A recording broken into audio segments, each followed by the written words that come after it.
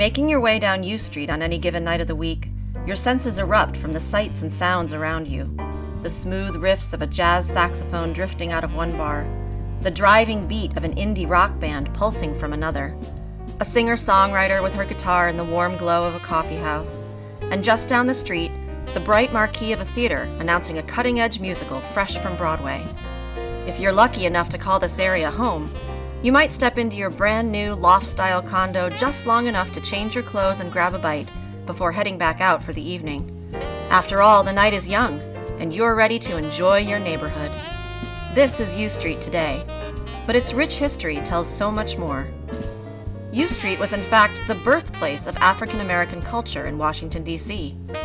The neighborhood was founded after the Civil War, when free men and women were searching for a place to call their own.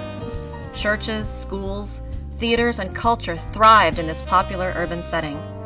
And as the turn of the century gave way to the 1920s and 30s, iconic U Street natives Duke Ellington and Pearl Bailey nicknamed this area Black Broadway. And a cultural beacon it remained, until the evening of April 4th, 1968, when Reverend Martin Luther King Jr. was shot in Memphis.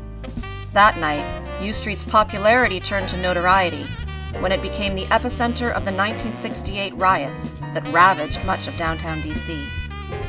Recovery was slow until the late 1990s, when a new group of developers and entrepreneurs invested tens of millions of dollars revitalizing the area.